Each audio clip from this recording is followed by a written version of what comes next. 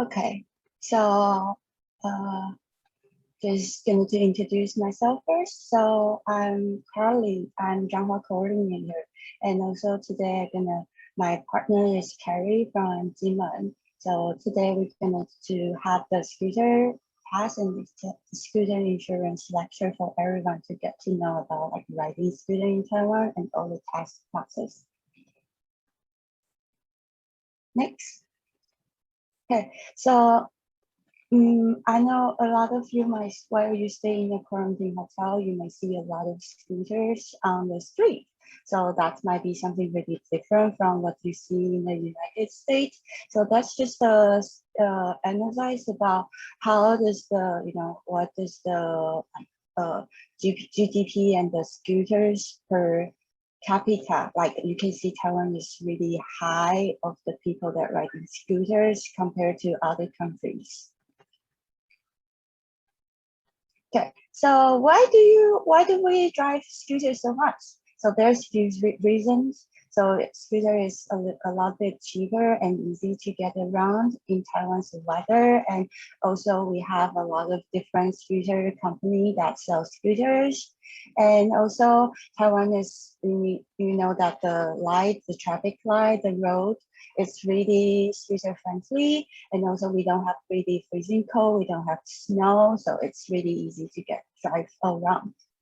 And also you will see because everything about scooter compared to car to fix, so the maintenance is really like a lot cheaper. So you will see scooters are part of Taiwan's culture. So we just want to mention that on the Fulbright ETA guidelines that Fulbright Taiwan discourage ETA or ETA app to riding scooter in industrial environment like Changhua or the metropolitan city has MRT like Taipei or New Taipei City because the public transportation is a lot big convenient compared to other sites. So we yeah, but if the scooter is the only way that the only way you think that's the most convenient way for you to go to school compared to taking bus, because some of the school might be really remote, like you probably need to change 2 buses to get to school. Then you think, oh, I still want to ride the scooter, then you are okay to do that, but please pay extra attention to your safety and also that your coordinator knows. And we will need you to sign the declaration form, like, oh, I understand that I'm gonna take responsibility for anything gonna happen, but just we will still like coordinator and Fulbright, we will still help you with the further there is some emergency or something, we will still help you, but just for you to know. Okay, so for the scooter test procedure is like for the applicant, you need to be under 18. That's the legal age to drive scooter, like a legally drive scooter, and you need to have an ARC valid more than 6 months.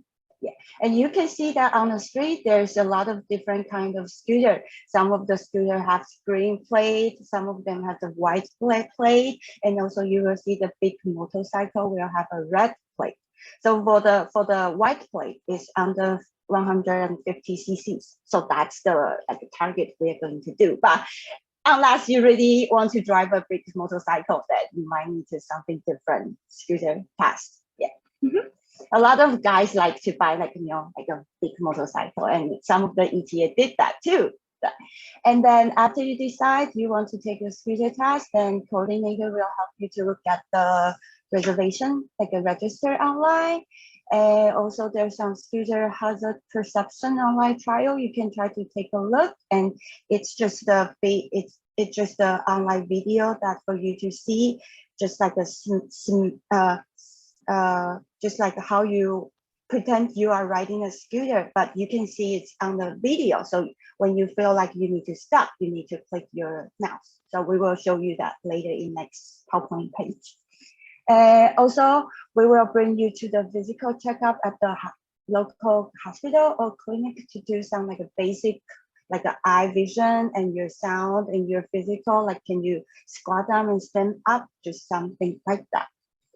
And also because it's really, I mean, it's might be a little, I mean, it's not just for you, it's for everyone. Like also telling these people that we want to make sure people understand the, the safety, and just while you're driving on this road, that might be some accident happen. So we want to show you a lot of video about how you prevent the accident to happen, and some of the video that just we want to focus on that. So the video is mandatory for everyone to watch it before you take the written test. So after the video, we will do the written test, and you need to get a score more than 85, then you will pass. Then after you pass, we will do the road test the same day after written test. Okay, so here's a scooter hazard perception online trial. So you can take a look. Carrie, can you help me? Yeah, so there's a video that they have a lot of different scenario that you can click on, and it's just like a video, and you are kind of like, you just pretend you're riding a scooter right now, hold your handle. Okay, so we go, accelerate, and keep going. And when there, sometimes you feel, oh, the car in front of me is stopping. So I might need to stop, and then I'm gonna click the mouse again to stop, kind of like slow down a little bit. And it's, oh, so the car is turning, and you need to click the mouse again to stop. So it's just like something, sound like a scenario that you might well happen on the road. And you can click your mouse up to 3 times. As you can see, there's red dot at the bottom. So you will pass. It's not really like you have to pass that to do, to register online, or you need to pass that to get the written test or road test. It's just a thing for you to, get to know what's going to happen on the real road while you drive. Yeah. So you can see, just click the mouse whenever you feel it's time to slow down or on the road. And sometimes can be the car turning left, turning right, or the busy intersection, or maybe the train track. There's a train coming and the gate is gonna go down, and you need to stop. Don't run into that. Yeah. And so it's up to 3 times. Okay. So that's the video thing.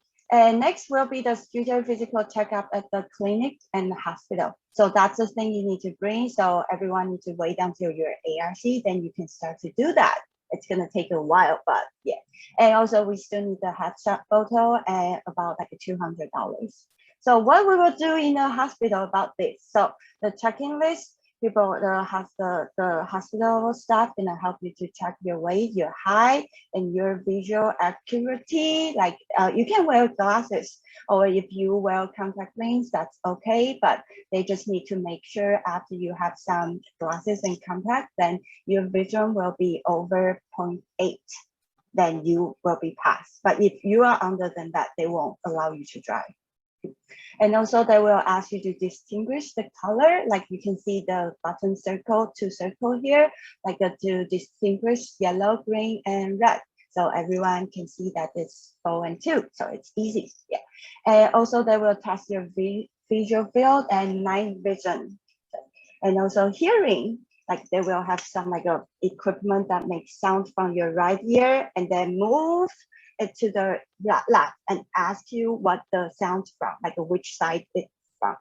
And also they will test your limbo mobility, like ask you to squat down and stand up and maybe jump a little bit. Yeah.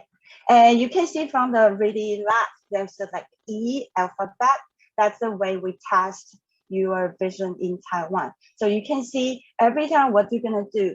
I know for the United States, it's like a C, but now we do E, but we do the same thing. Like you just point it to the gate dot. So you see E, so on the top, 2 big letter E, on the left one, you can see the gate, the space is facing right.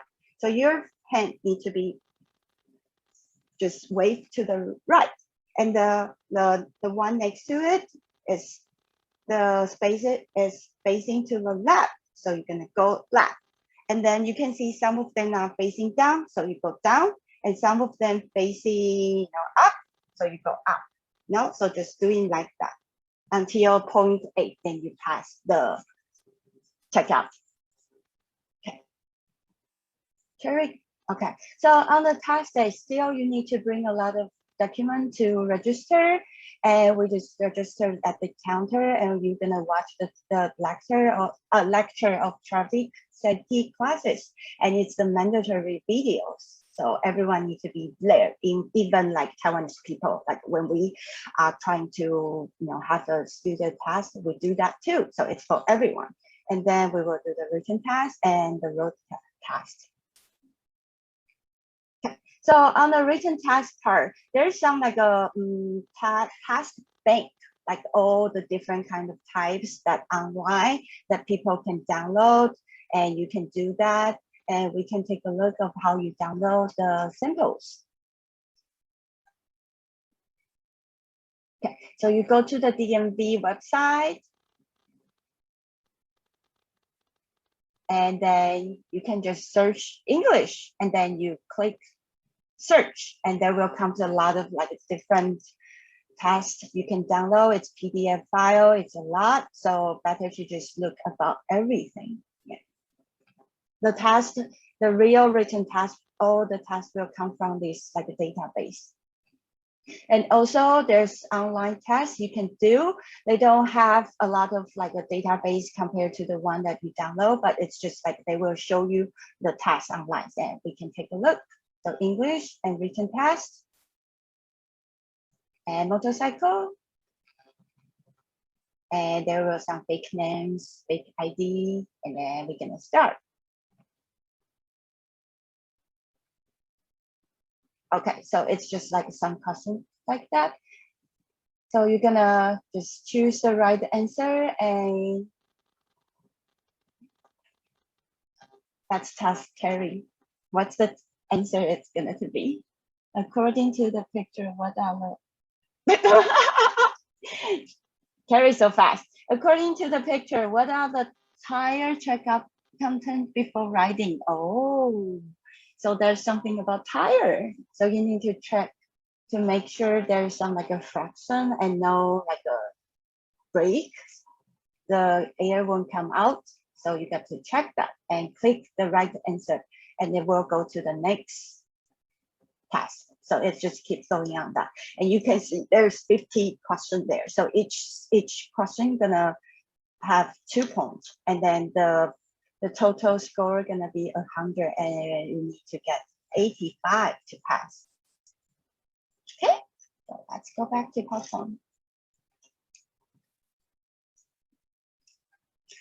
Okay, so I know a lot of people might already start reading these scooter tasks, so we're gonna give you a little short task. So we're gonna do Kahoot. We will have only 10 questions. So everyone, please get your phone ready. Go to Kahoot, and here's the code.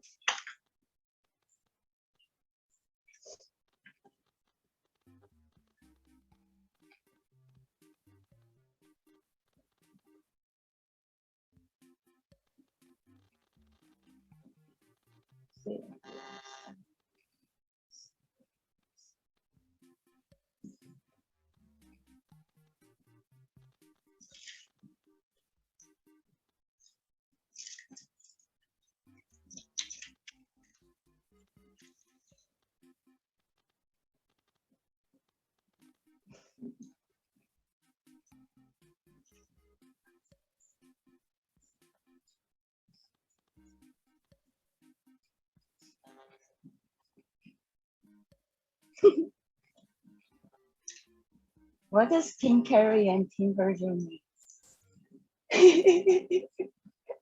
Do you have a teammate?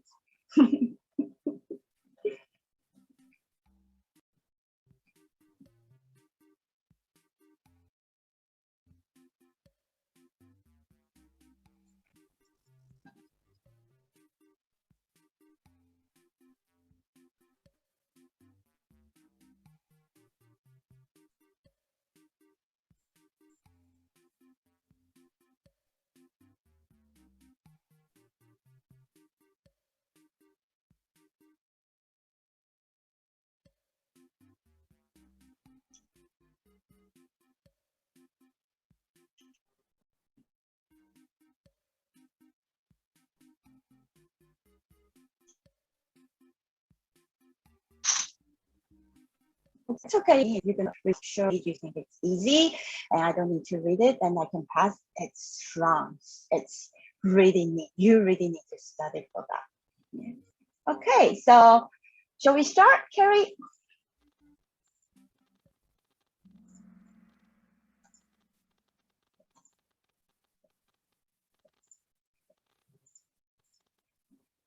Okay, first one. How do you drive safely?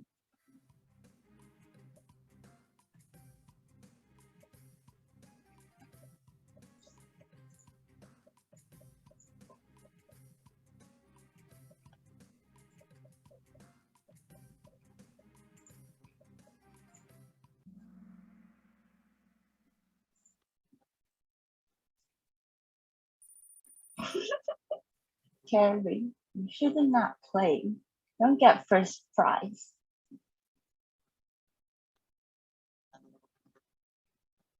So there's a train track and there's gate.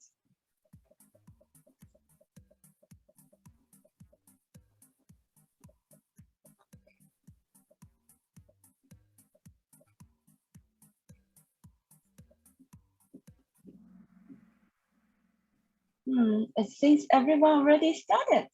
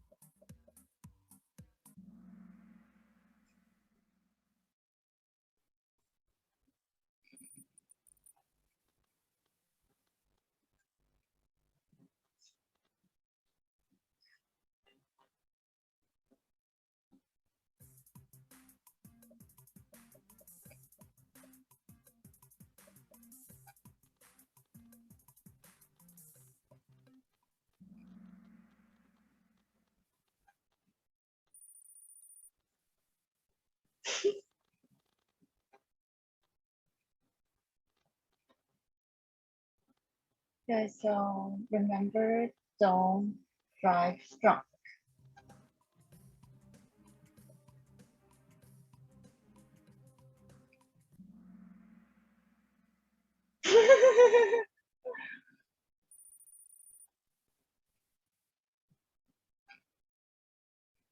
Come on, here come, please someone to compete, Carrie. Carrie.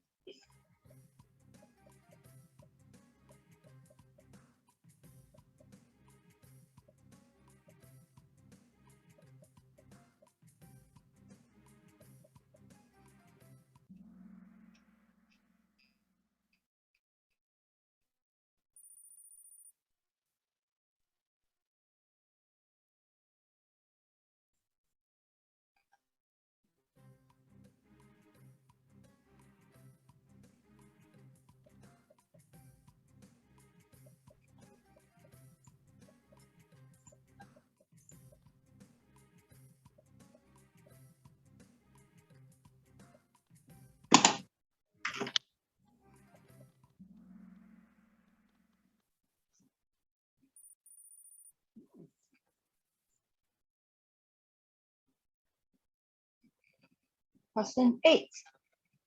3 more.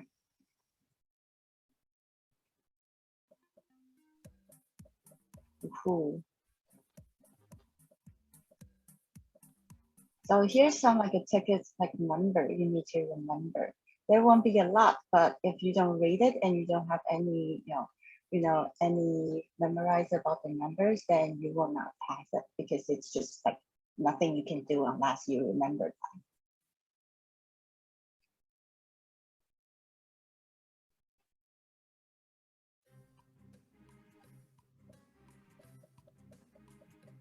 So for driving scooters, that we will ask you to buy some insurance, and on the PowerPoint we will have more. We will introduce more about all the insurance that you should have.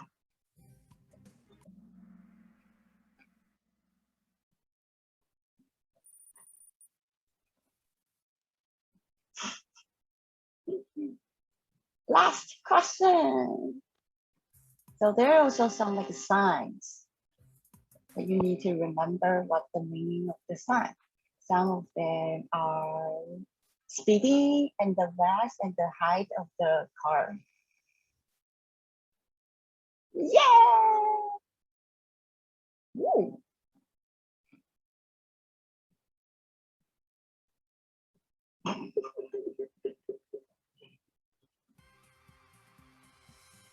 Wow, Carrie, someone beat you.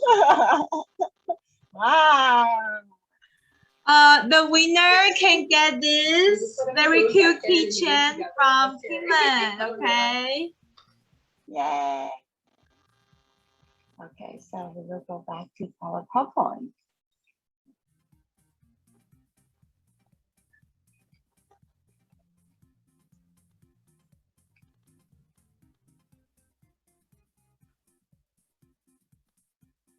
Okay, so after you pass the written test over 85, then you will do the road test.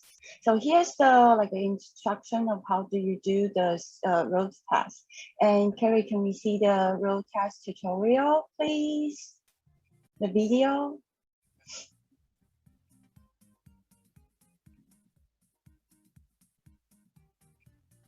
Okay, so first of all, you start with the line that you need to have more than 7 seconds. You can see there's like a screen that it shows 7 seconds. And then you stop when you see the light is blinking.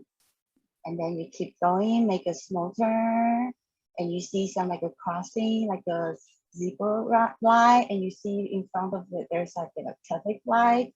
It's blink. And then you go to do the two ways turn, and then you go straight, make a blinking out, go change the lane, and then keep going, make a 90-degree turn, and you see there's a stop sign, and then you stop, and then you keep going, and there's a turn track, the blinking, the light is blinking, and once it stops, and then you can go, and you pass.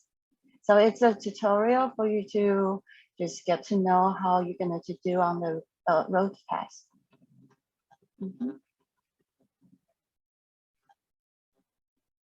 And also here's some like a violation point you can see on this website. And since you need to get some points. So if you get like if you got this deducted from 16 point or 8 point, you will still pass. But if you get 32 point, then you're gonna be fail. So there's just some point that you can take a look to make sure that it's something you should not make mistake.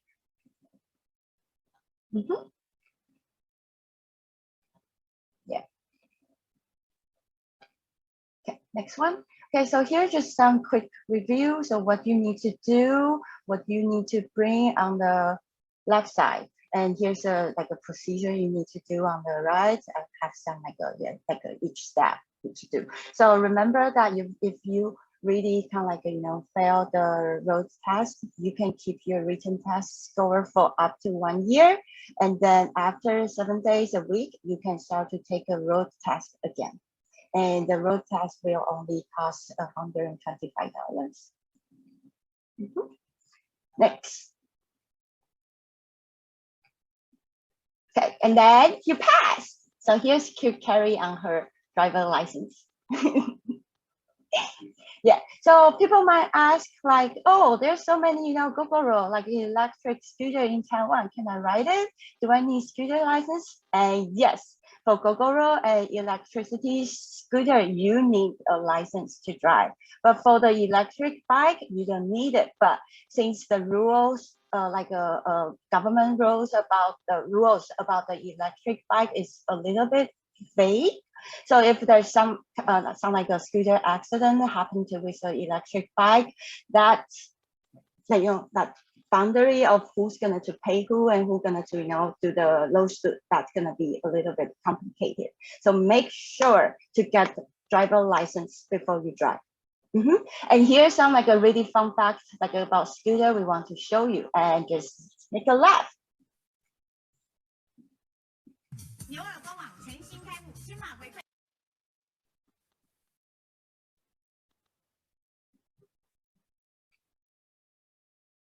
Okay, so this video is 啊，哎，你中柱可不可以立起来？装住，它立起来才不会斜一边呐、那我也是立呀、这样不行吗？它明明有中柱，你就不那就抬不立。动了。嘿嘿，哦啊，哎，你中柱可不可以立起来？装住，它立起来才不会斜一边呐、那我也是立呀、这样不行吗？它明明有中柱，你就不那就抬不立。动啊，怎么办？怎么办？立一下抬不动啊不会怎样，那么那这样不简单行吗？它旁边就一根，我就这样立，这样不行哦。你也有一根就像呢这样很简单，你看立，那为什么要这样设立一下计？就有就这样立啊。不行吗？但是要下一个人来停，要怎么停？那现在没人就没那没有差，人，没差，他可以这样我顶做啊啊，怎现在样？位置那么少，你看，你看人来了啊。嘟嘟嘟嘟嘟嘟嘟嘟。哎，不好意思，我停这哦。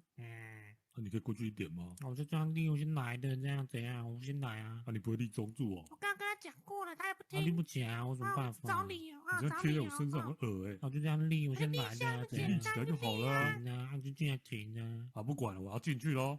哎，你在做什么东西啊？他那样的笑懂，他自己弹出来的，我怎么办哎法？叫你立又不立，就这样，收又不收好，就这样。到底在干嘛？找其他地方停啊，其他没地方停啊，就只有这个位置啊，找很久哎。你要停就停呢。啊，不管了，我要停了啦。啊！你看我摔倒了，你们都欺负我了。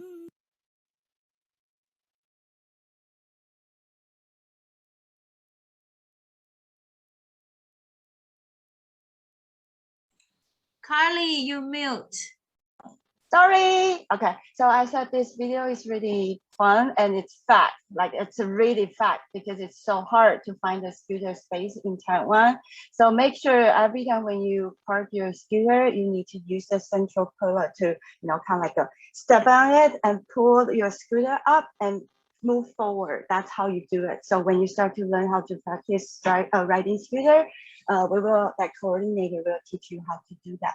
And also, I think the central pillar is good for your scooter too. So because if you only use one leg to stand, that's kind of like, your scooter gonna keep leaning like the pizza in Rome, like keep leaning. And sometimes it's just gonna be fall on the ground really easily. So make sure you use the central pillar. Okay, next. Okay, so here's some like a rules, more like a strict rules about driving scooter. So beware of the Food Panda and Uber Eat Deliver because there's a lot of scooter accident just happened to ETA and ETF just during the past few years because those deliver scooter drive really fast and they just don't really pay attention about their people driving those nearby them. So be careful of those people. Keep away from them. And you cannot, for scooter, you cannot ride on the national highway. So you can see on the picture, there's like a flower color and the shield color. That means national highway. That's only for car. So when you do Google Map on your phone while you drive scooter, make sure don't go out on those roads. You might get fined by student riding on the national highway. And also a lot of big intersection will have two turns, like a two-way turn to go straight. So make sure if there's a big intersection, you might need to do 2 times turn. And also there's like a speed camera and red light camera just standing next to the road. So it might be, I mean, if you pay attention, you will see that, but usually it's just something like a hidden way. And if you just pass the speed limit, it will just take a picture right away with the flash. So you can see that too. So if you drive by and the camera just flash and oh, I got the ticket. And then the ticket will be mailing to your like ARC restaurant, like the address. So you can get that, you can pay at any convenience store with the ticket receipt. Yeah, and just make sure there might be scooter accident everywhere. So beware of every time we drive, like always, like when we are really like the local Taiwanese people who drive scooters, we always need to be careful too. So please be careful. Okay, next. Okay, thank you, Carly. And I'm Carrie from Timan. Hello.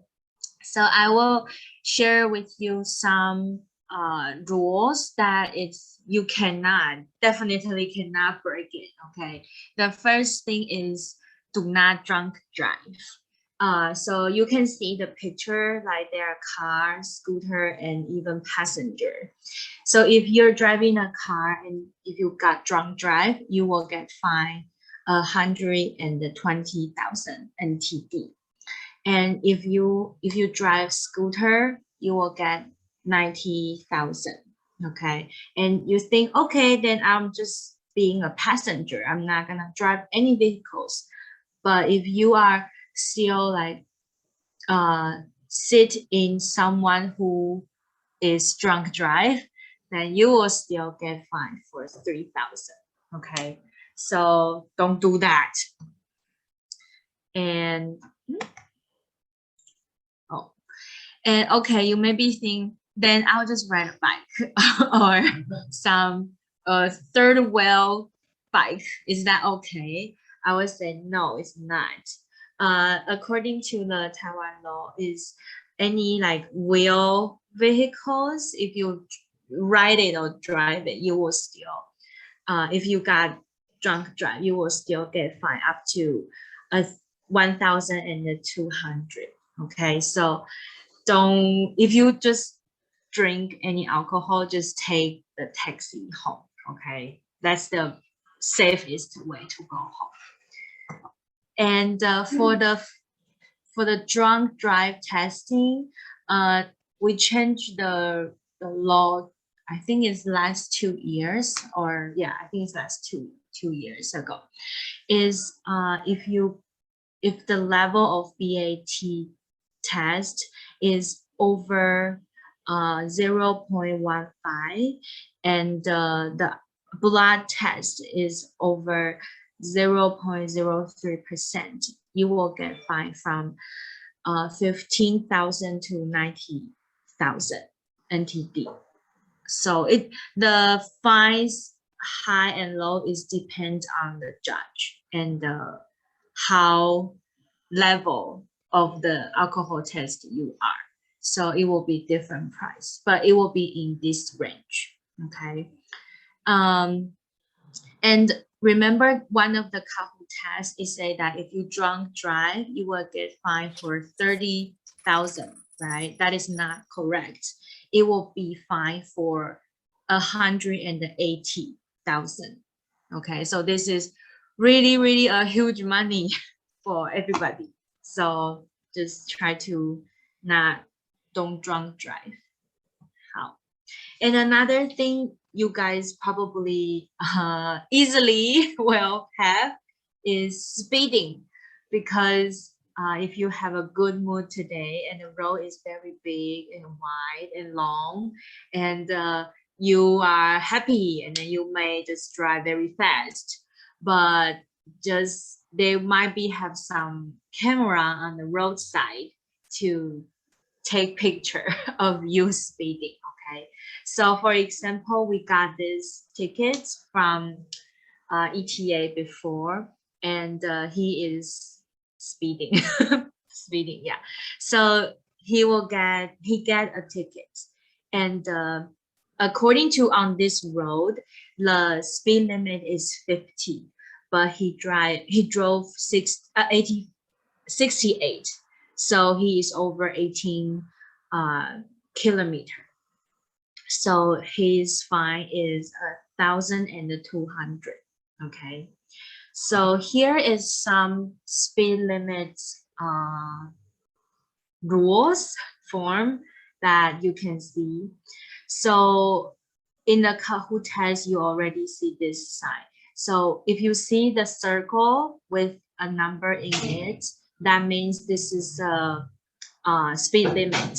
And usually this sign will combine with a camera to remind you, hey, don't drive too fast. There's a camera in front or on this road. So people will be careful driving, not to over this speed. Okay. And here is some like form to let you know that if you speed how many kilometer, and it will be how much money you will get. Okay. Oh, and another thing is illegal parking. So many of you will have scooter in the future, and you might be drive the scooter and then go to take the train or take the high-speed railway or even airplane. So about like parking, this picture is taken in the Taichung train station. So there's a sign here, but the ETA still park here because she see there are also lots of scooter parked next to her. So she think, okay, then I'll just park here. But the thing is, this is not okay. And you can also see like other scooter has a little pink paper behind. That is the tickets. So this is also a thing that you maybe need to notice about. So some area, before you parking, you need to notice some area, okay? For example, like you have to park in the scooter parking space on the roadside, or some yellow sign you can also park, but it's temporary parking within 3 minutes. So you have to drive away immediately after 3 minutes, okay? And some parking place is not okay to park. For example, is the red line. So you can see this picture, some scooter just try to park in the red line, which is not okay. They will also get fined. And on the sidewalk, you cannot also park your scooter, especially here is a sign say do not park on the sidewalk, but people still park. And the hydrant is next to 5 meters, around the 5 meters, you cannot park, just in case that if some accident happen, they might need this, okay? And for like double parking on red line, that will be 900, and the accessible parking, it will be 1,200. Okay, so just remember that if you really want to park on the road, remember to find the parking space for scooter, or you can park on the yellow line in 3 minutes. So here is some information, and the thing we want to share with you is when you drive on the road, you might bump into 3 kinds of people. The first kind is they always drive on the opposite direction, which is very, very, very dangerous. And another kind is they didn't keep safety distance. They always drive so close to you or other vehicles. And the third kind is they always speeding all the time. That is very dangerous. So 3 kinds of these people, they are very dangerous on the road. I think maybe we can add one more, like Carly said, the food delivery people, they are also dangerous on the road. So if you see these 3 kinds and the food delivery people on the road, just try to avoid them and then keep long distance from them, okay? 好。And so after you pass the scooter, you may need to think about you want to purchase or rent a scooter, okay? I believe your local coordinators will help you arrange it. But just give you some basic idea is like, for example, if you rent it, probably every month you will need to pay 3,000 to 5,000. Okay, and if you're consider buying a second-hand scooter, the total price probably will be 15,000 to 30,000 NTD. And also another important thing is the insurance. But I will tell you the buying and the selling a scooter process. Okay, so first is you will need some necessary documents like your ARC, two parties ARC, and the second-handed ID and name stamps, etc. like this. And then you guys will go to the DMV to finish the whole application and the process. And because if you're buying the second-handed from other people, you will need to do the title transfer, and they will need these kind of information for you to applying for title transfer. And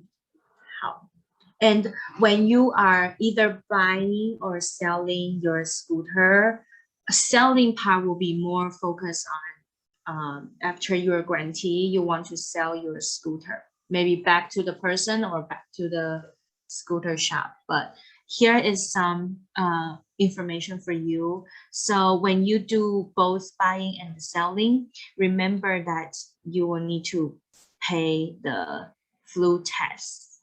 Okay, and remember that both sides, both parties, you don't have any tickets with you. Okay. And then I was talking about the insurance. So we will really strongly suggest you to buy insurance, because this is to protect you and to protect other people. So in Taiwan, the must insurance that you buy will be this compulsory insurance. This is like necessary and you require to buy. So this insurance, the compulsory insurance, will cover the passengers and the other parties' injuries. Okay, and then the third party insurance here will be covered for also the other parties and the other cars or property. Okay, they will cover about this. And some optional insurance are driver's injury insurance, like this one. They will protect yourself, the driver. And the additional passengers protection is this. So it's protect the passengers sit behind you. Okay, so these are all some insurance that scooter can have in Taiwan, but we will strongly suggest you to buy the compulsory insurance and then the third party insurance. Okay, and so you got your scooter, then you will need to choose a very important thing, which is your helmet. So in Taiwan, most of the people wear this kind, the third, fourth helmet, that they will protect your head for most of the part. But if you really want to buy the safest helmet when you drive, you can also choose the one is like protect all of your head, including the chin part. Okay, so that is the most safe one, the safest one helmet you can buy.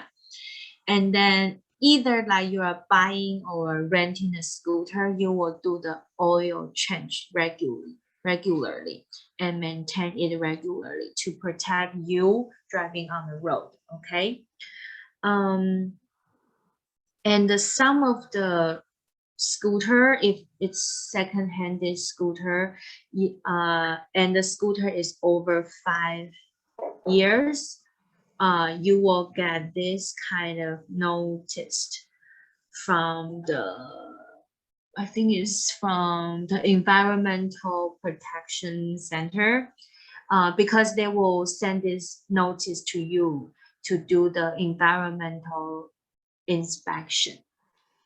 They want to make sure the air your scooter pass is clean and okay. So they will have this notice. So if your scooter is over 5 years, then you will need to do this, and it's for free. So yeah, don't worry. So you drive a scooter and there have a chance to have accident happen. So if the accident happen, what should you do? The first thing is you can dial 110 for the police or 119 for the emergency, the ambulance. And another thing is you need to call your coordinator immediately. Okay, if you cannot speak Chinese well, you can let the people pass you or the driver who is Taiwanese to help you call the policeman and the ambulance. Okay, but another important person you need to call is your coordinator. Okay, so when you're doing the call, you need to provide the location, time, and the license plate number, and all things that is including in this accident.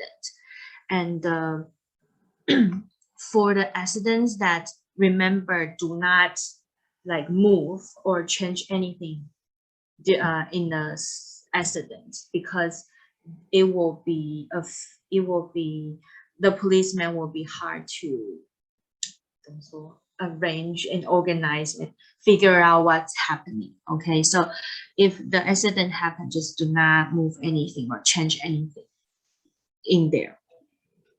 So the ambulance will come and take the victim to the hospital to take care of them.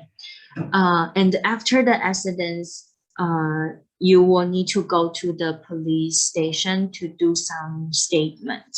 Okay, I believe your coordinator will go with you to help you. So don't worry about it. We will handle this together.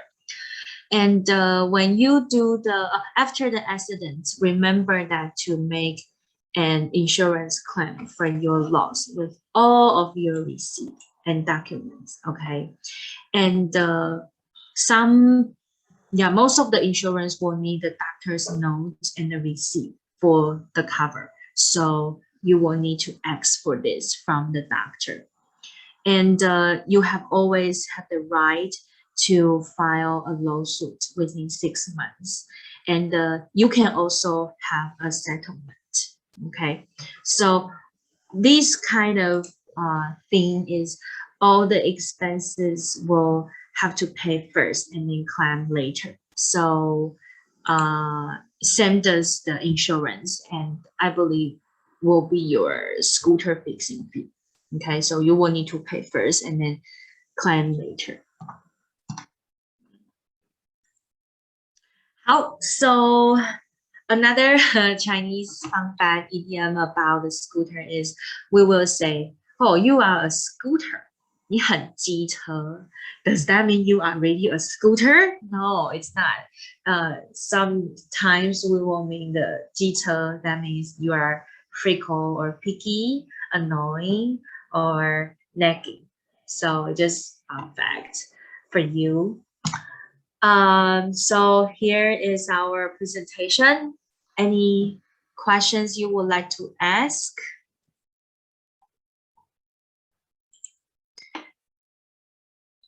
All good?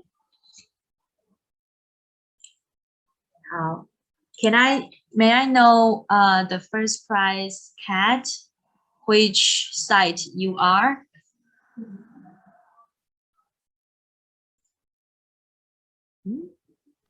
Zhanghua. Oh, okay. Yay. Now then I will give you your coordinator your gift. Okay? Any questions about this? All good? All right. Then we will take a 10 minutes break and then come back. Okay? 好哦. Bye-bye. See you later.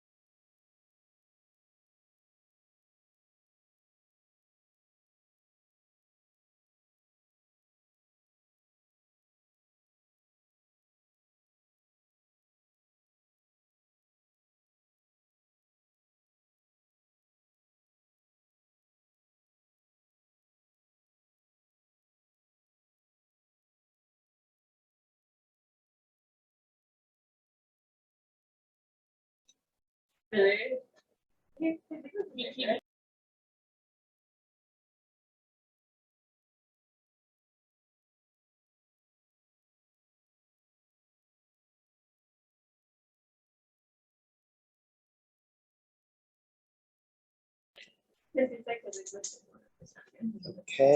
good morning, everyone. Welcome back to our session 2. And I'm Ray, I'm Taichung coordinator, and today our specialty topic is culture and festival. And here are my teammates, Elan.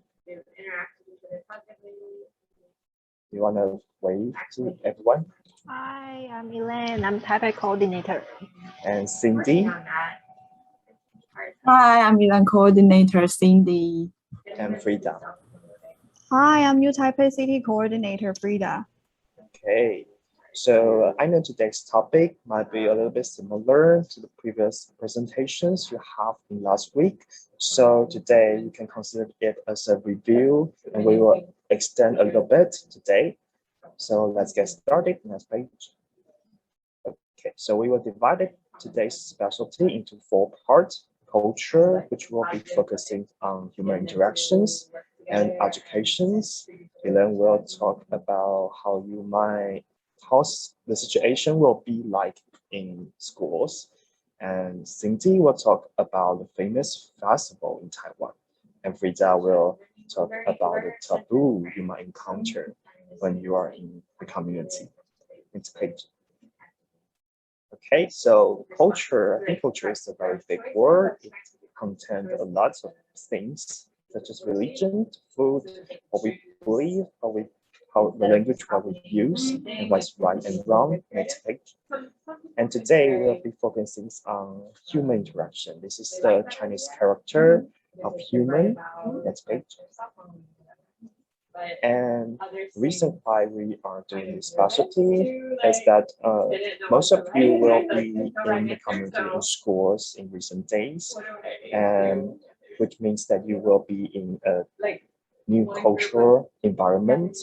So I always think that traveling in foreign place for several days and living in a place for a year is like totally different things. It's no easy test because you need to adapt to a new environment and you need to adapt to new people.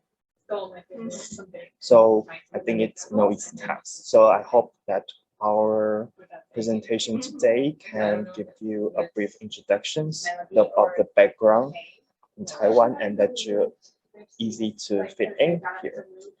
Okay, next page.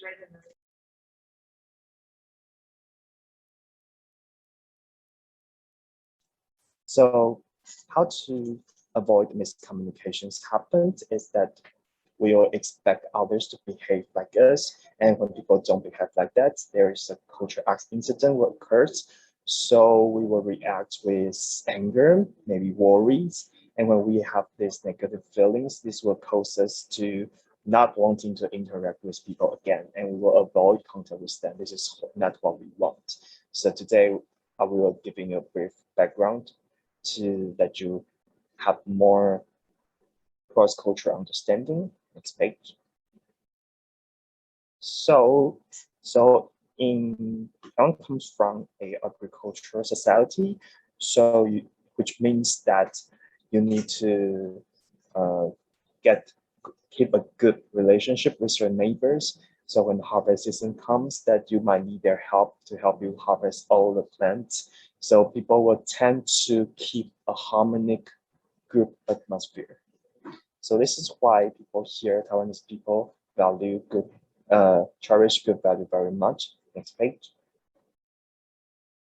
And in this case, the social and human network connections here will be close and complicated. I always remember that when my grandpa got sick in China, in my hometown, there are many neighbors come and pay a visit for him.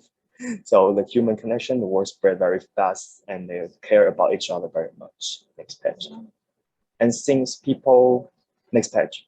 And since people would like to keep a harmonic group atmosphere, they will shrink their ego a little, so they can keep the group atmosphere work well. Next page.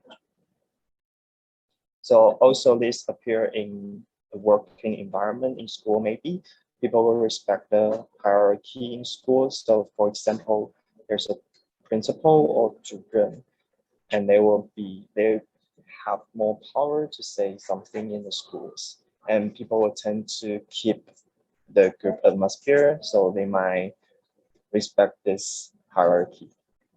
Next page.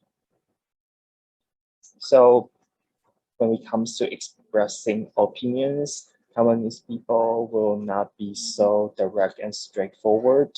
They tend to be polite when they are face to face talking to each other. So you might see that there's many ways that they're talking instead of like go direct expressing their opinion.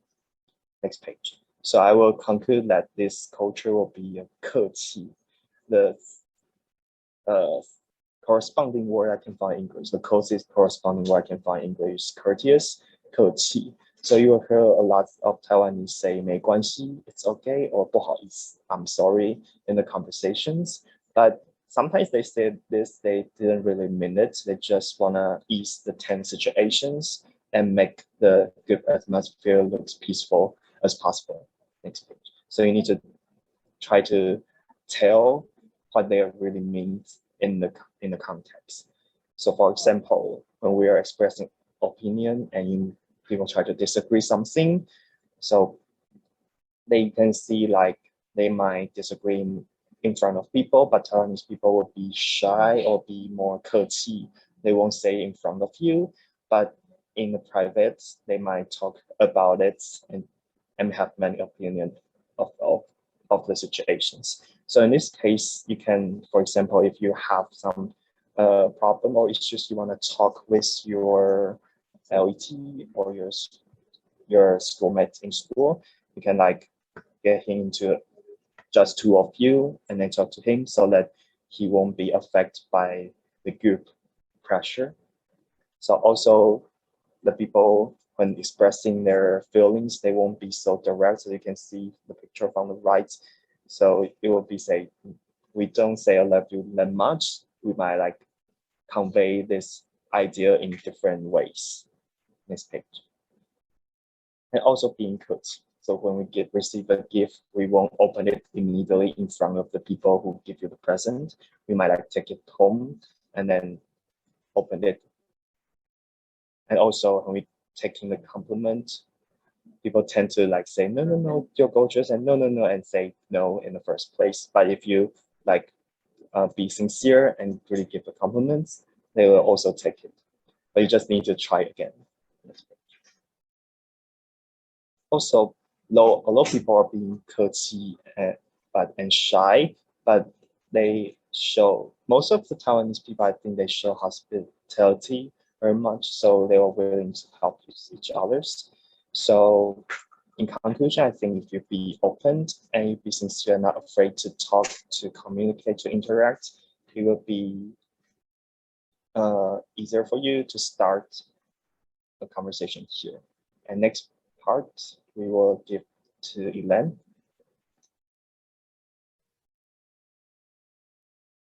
Okay, so this is my turn. I would like to share education and school-related information with you. So before starting, what do you know about Taiwanese education? Please drop your answer in the chat box or raise your hand if you want to say something. I believe you have known something from our last session. Recall value. A lot of big tests. Yeah, tests. A lot of tests, quizzes. Yeah. So, do any of you know who he is? The picture, the old man.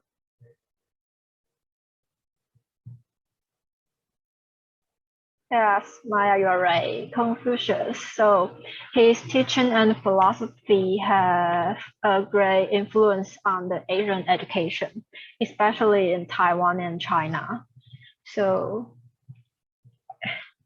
do you know what the picture shows?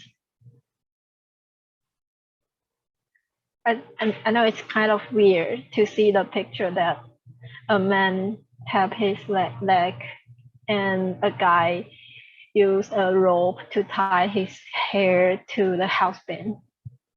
So this is actually a Chinese idiom called 悬梁刺股.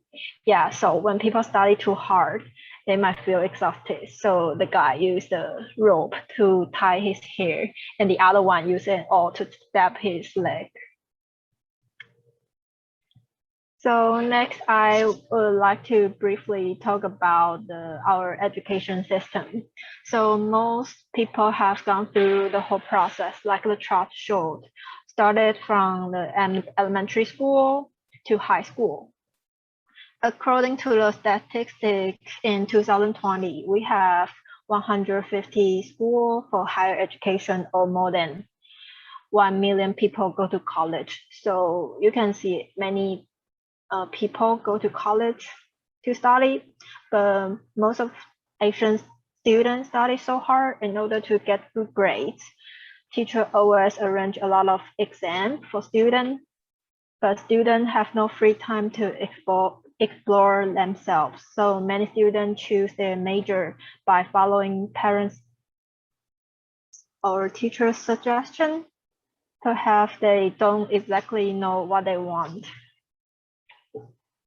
So do you know how long is the average school day for Taiwan students?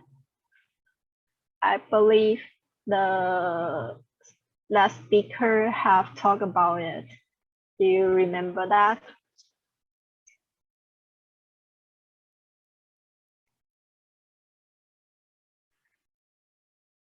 Eight hours? Yeah, so let's see. So according to the research from the National Center on Education and the Economy, Taiwanese students spend 8.5 hours in school. So compared to other countries, you can see how diligent Taiwanese students are. So here are two real examples of the school curriculum in Taipei. As you can see, elementary students basically start from 7:50 and end up at 4 o'clock. For junior high students, you can see on the right hand side. So students start from 8:30 in the morning and end in 5 o'clock. And most of students also go to cram school. So take myself as an example. When I was an elementary student, I went to school at 7 in the morning and also participated in cram school after normal school time. And then maybe went home at around 6 o'clock. Sometimes I had English class twice a week, so I stayed in cram school till 8 o'clock. So on the left-hand side, you can see the picture. So it's a street close to Taipei Main Station. We call Cram School Street, 补习街. So the picture shows how hardworking the Taiwanese students are and how active their parents are to invest in those cram school. So you can see a lot of cram school on one street. So can any of you share your school schedule in the state, or have you ever studied in cram school? Anyone want to share?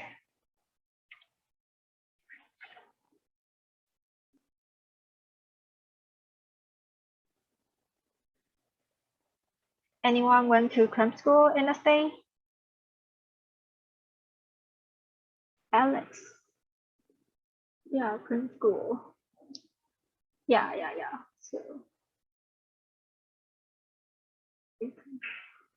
So you did go to cram school, but it's not entirely focus on studying. Oh, so basically Taiwanese people focus on study, but some of them still also go to the talented cram school to learn violin or piano or other sports. Okay. So lastly, I would like to ask some question that you might experience when you are at school. So here, about lesson planning, when preparing a lesson with your LET, you are asked to discuss with your LET on Saturday. What will you do?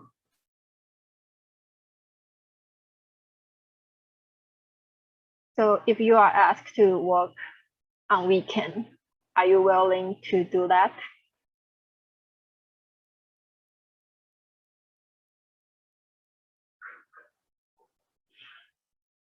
Any answer? Sometimes. Okay, sometimes.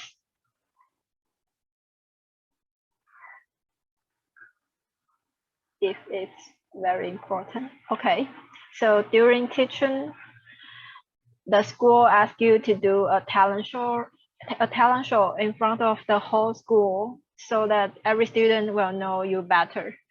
If you are a shy person and you don't feel comfortable about performing in front of the whole school, what will you try to do?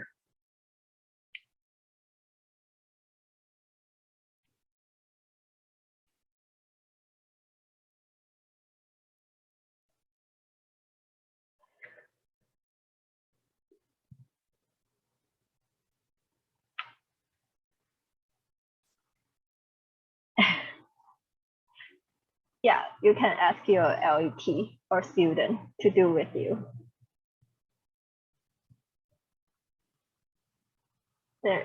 Ask if there's something else I could do to introduce. Yeah, maybe think another way to do it. Quietly ask if there's another way. Yeah, you're right. So during teaching, if the school, so actually, we don't have the right answer for those questions, but we encourage you to express your opinion or thoughts directly, but politely, like Julia said that politely to everyone. So at the end of this part, I would like to share some tips to help you to get along with your LT or student. So maybe you can build a good relationship with your LT, have a clear communication, and maybe set up a goal to each other. So before starting teaching, if you can discuss many details with your LT, that might be helpful for your communication. And also be nice and friendly to your student, and you will be a good model for students. They might imitate your behavior. So be sure to be nice and be well behaved.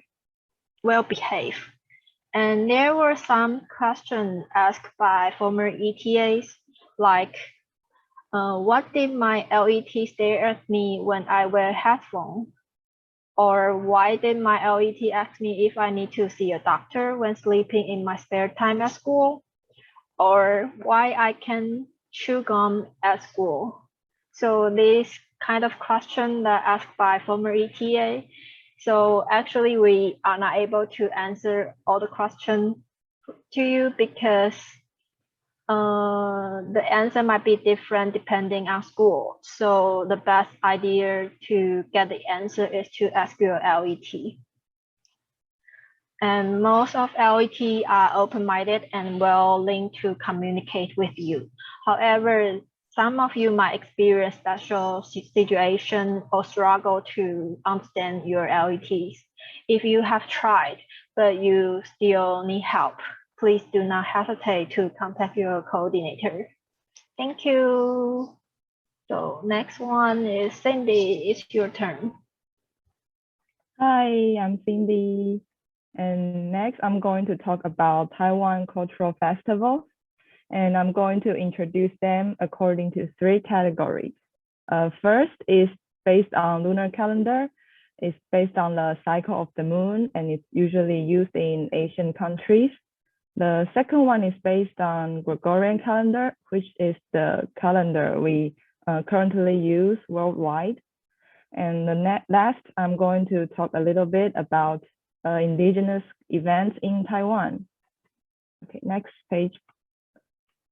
So before I start, I have some general information for you.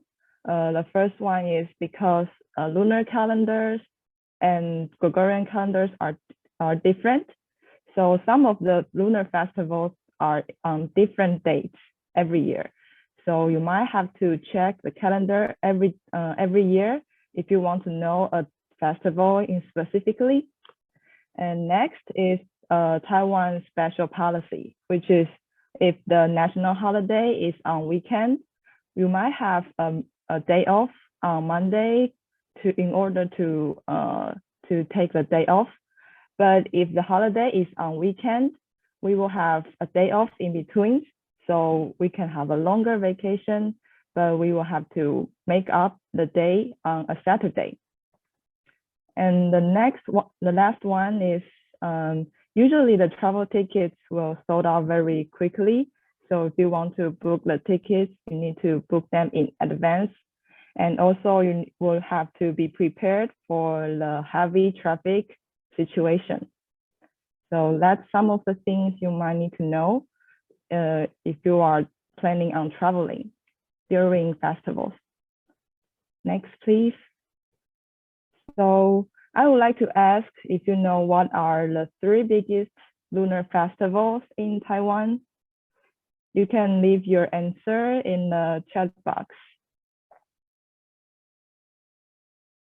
I believe the last speaker also talked about some of them.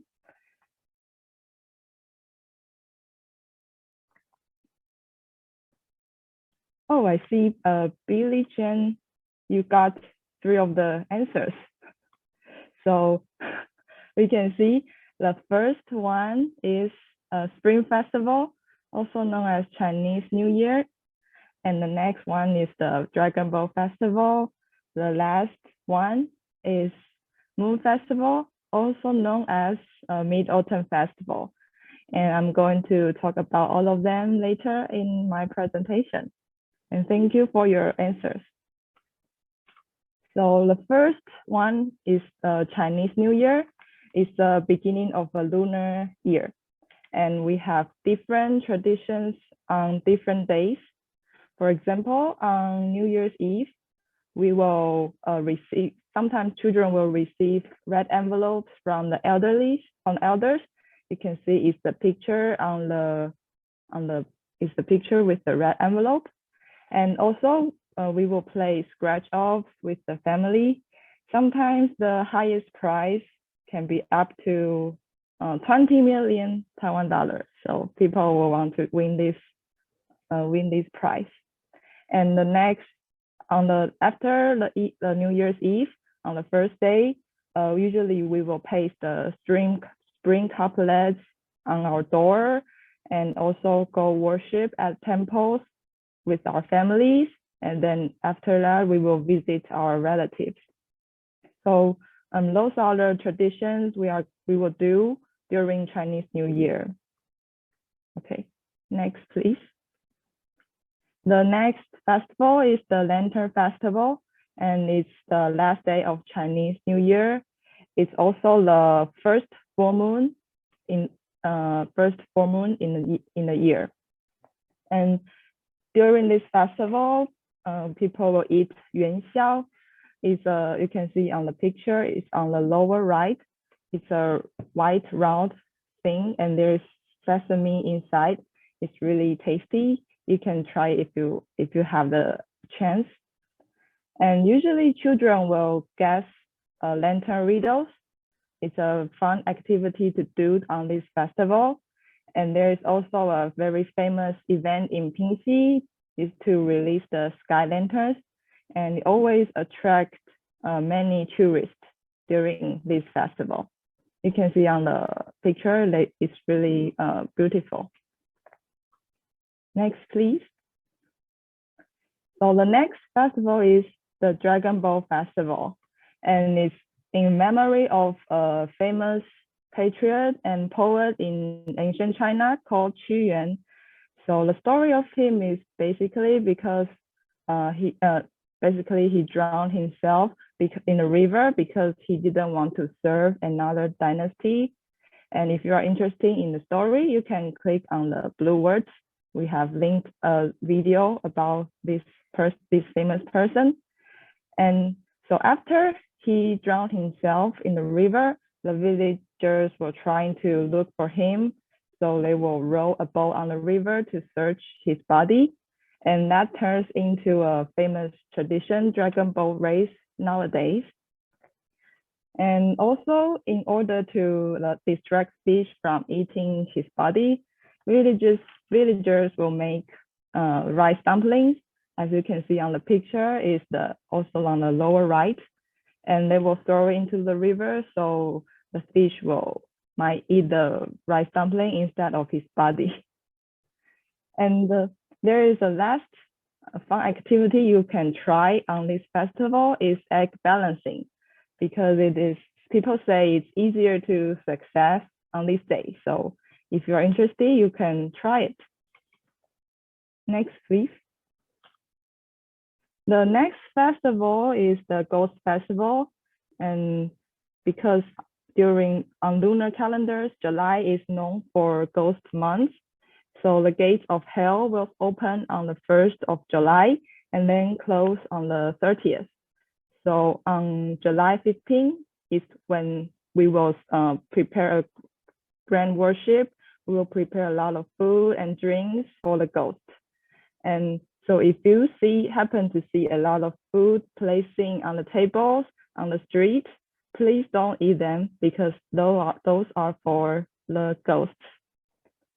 And there are also some taboos during this festival. For example, don't dry your clothes outdoors at night, or try not to go to the river or sea area, because the ghost might pull you into the water. And later, Frida will share more about the taboos. Next, please. So the next festival is the Moon Festival, and it's to celebrate the harvest moon.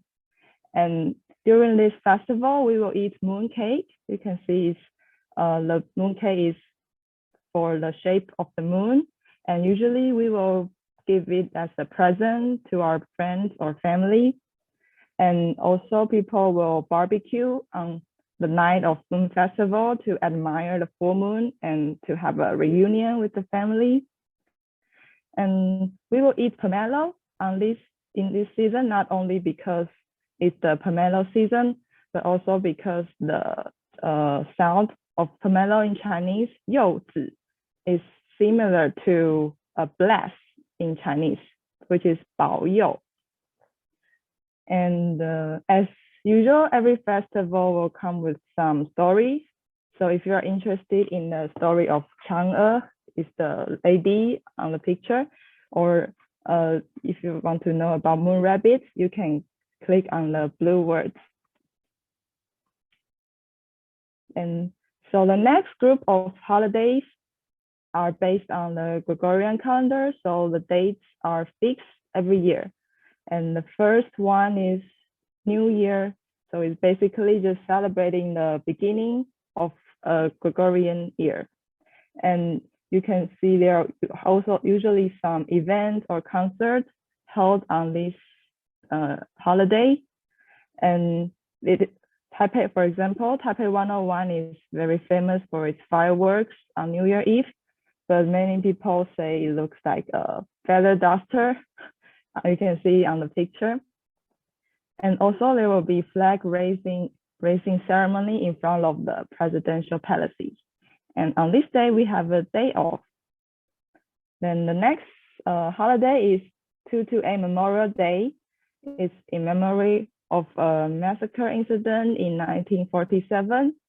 There is a lot of history behind this story, behind this incident. But to make the story short, it's just like a lot of people were killed at that time, and it was causing conflicts between the nation.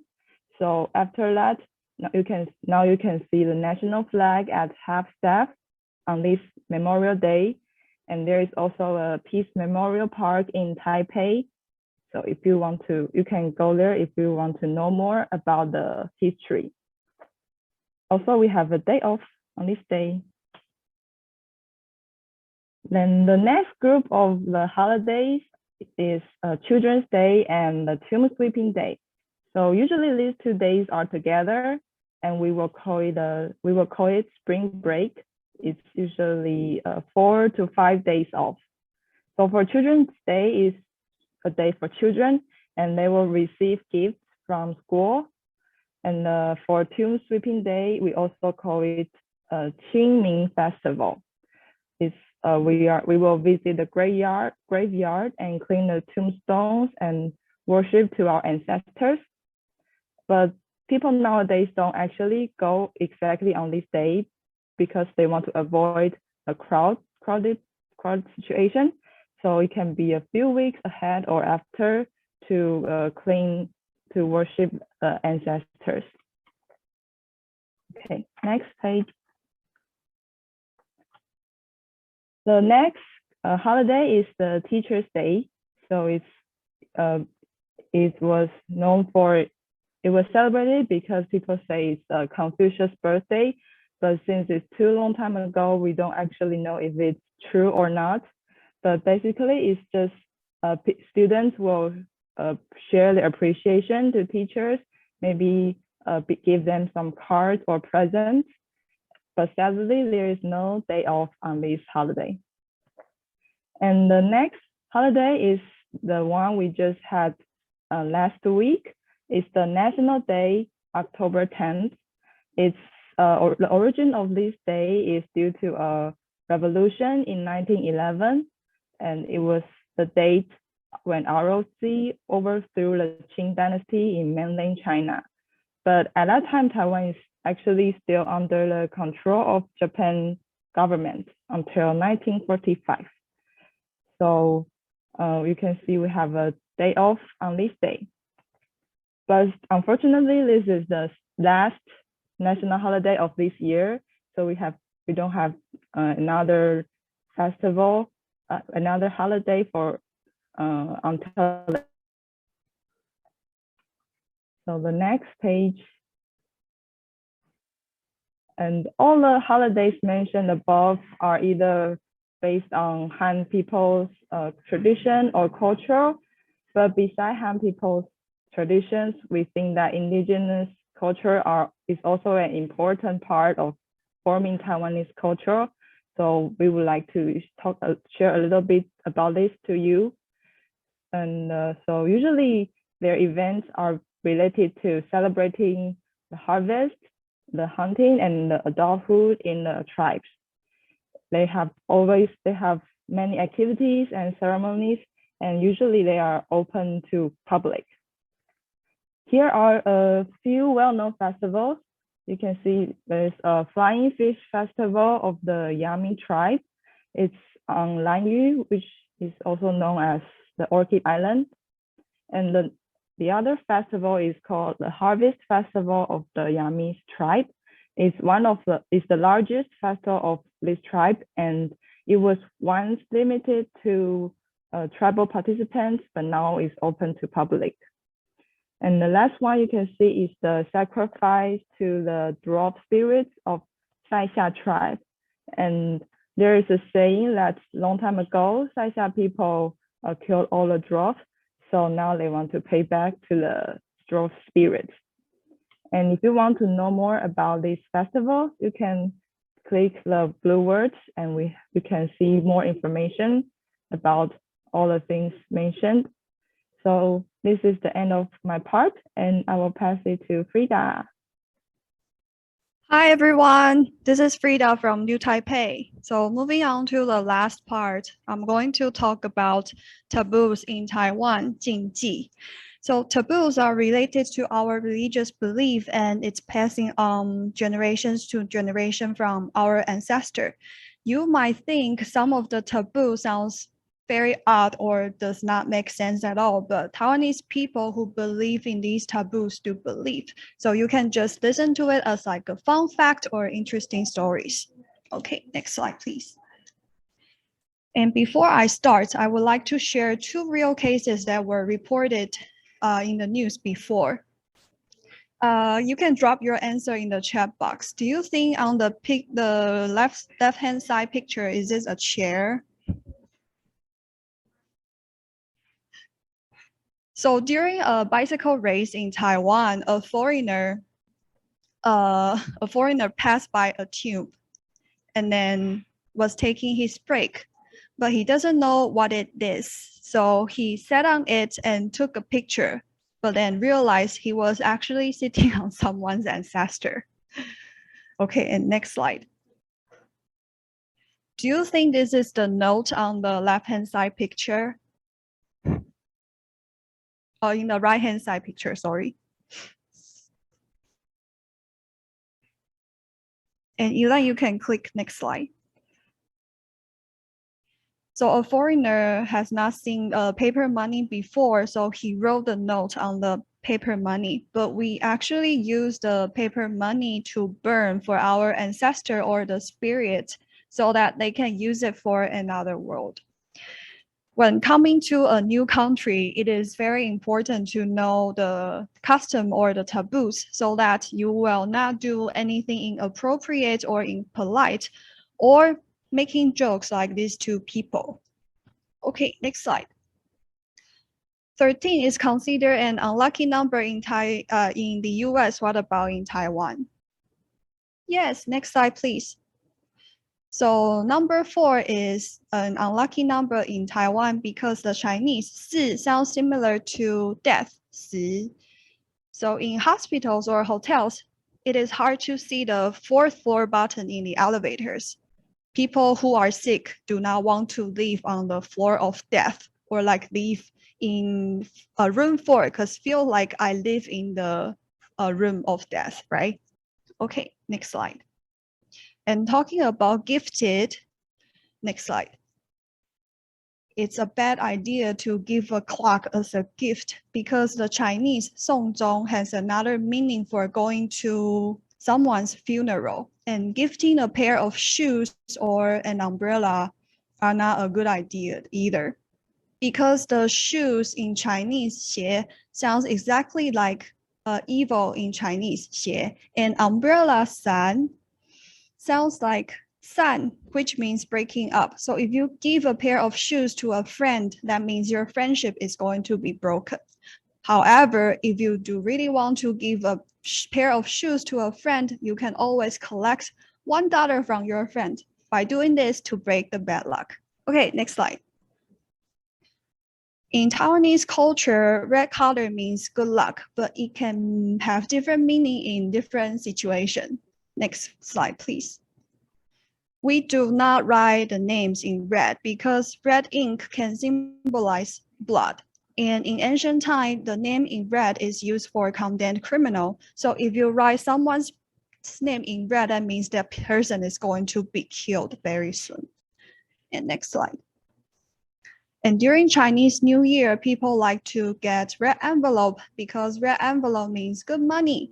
But if you see the red envelope lying on the street, it is a bad idea to pick it up, especially for guys. If you do this, you might have an unwanted marriage. So in ancient time, it is very important for a woman to get married. So if a girl who died at her young age and did not get married, her parent would still want to find her a husband. But who wants to get married with a husband? So their parent will write their daughter's name on a piece of paper and then put it in the red envelope along with the hair and the fingernails. So whoever picks it up needs to marry their daughter so that their daughter can rest in peace. And back to modern society, it is also not a good idea to pick up something that is not belong to you. If you do, then just give it to the police officer. Okay, next slide. And there are many chances that you will be going traveling or visiting a friend's house. Next slide. When we go to the hotel, there are a couple things you should be aware of. The first thing is before we enter in a hotel room, we will knock on the door. By doing this is to inform the spirit inside that we will be bothering for a couple days and was hoping that during this period of time we can get along. And then Taiwanese people also believe that the spirits like to get gathered somewhere wet and dark, so the bathroom is a wonderful place for them to party. The second thing we will do when entering the hotel room is to flush the toilet. By doing this, means like we flush the bad things away. And also, we will not place our shoes tidily because we believe that the spirits can locate where we are lying according to the shoes. But as a person with OCD, it is so painful to see things that is not placed tidily. So I will always bring an amulet and put it on the table to protect me. And the last is we will always push in our chairs so that the spirit will not sit on the chair and staring at you at night. Okay, next slide, please. And when visiting a friend's house and eating the meal with them, we will not stick our chopsticks upright in the bowl. We only do this for people who passed away. So if you do this, that is something really inappropriate and impolite. Okay, next slide. And as Cindy mentioned before, we have a ghost month in July in our lunar calendar. And this month is like the summer vacation for the spirit. So they will come out and wander. So there are so many taboos during this period of time. And I'll just share a couple of couples with you. Next slide, please. Taiwanese people believe that there are 3 fires over our head and our shoulder. So we do not pet on someone on the shoulder at night. If you do this, then maybe their fire of life might be put off. So the spirit will have the chances to possess on you. And when going hiking, we do not call people's full name because we believe that if the spirits know your name, that it is possible that they will follow you home. And then last is we will not whistle at night because this will attract the spirit's attention and we don't want that. Okay, next slide, please. And when coming to a new place, you have many chances to talk to people every day. And you might find Taiwanese people like to ask many personal questions. Next slide.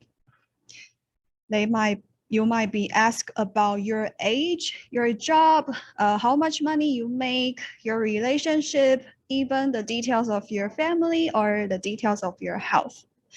But when this happened, please do not be offended. This is just common questions that Taiwanese people like to ask as icebreaking questions. And the following slide, I will give you some tips on how you can respond. And next slide. So you can always say 听不懂, sorry, I don't understand, and then refuse to answer the question politely with your cutest smile. And then of course, you can give very ambiguous answers. For example, if someone asks you like, how old are you? And you don't feel like answering it, you can say, oh, my age is between 20 and 30, like mature enough to handle things on my own, something like that.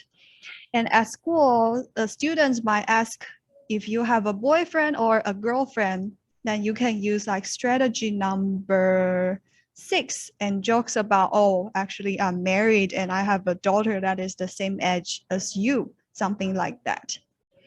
But when someone asks something that you think is not appropriate or you don't feel comfortable, of course you can vocal yourself and then to refuse politely. And you can always reach out to your a coordinator or advisor, like someone you trust to solve the problem.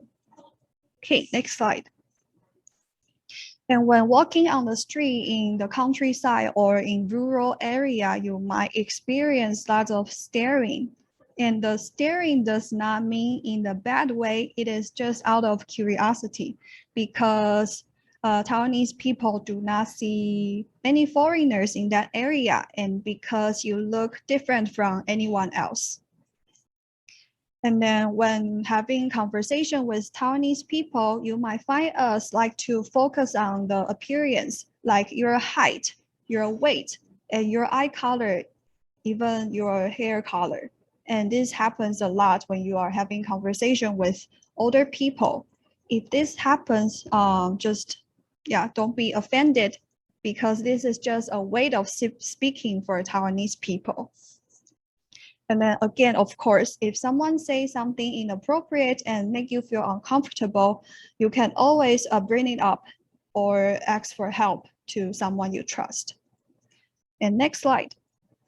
So in conclusion, speaking of culture, there's no right or wrong. It's more about understanding each other and respect. And we hope the sharing of culture today can help you experience that cultural shock and can help you fit in the life in Taiwan as soon as possible.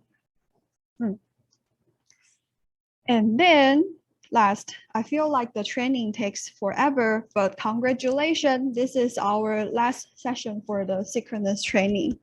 So for those who are going to school very soon, or for those who is going to finish the self-help management, you can be free and then experience the life in Taiwan.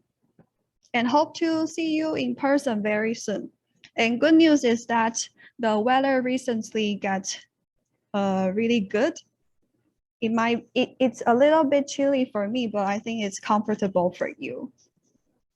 Yeah.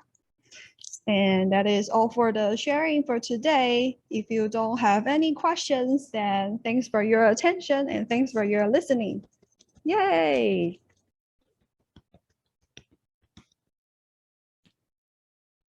Okay, thank you. If no question, then we will say goodbye to you. And if you have not finished your Google Classroom assignment, don't forget to do that. See you. Have a good lunch. Thank you. Thank you.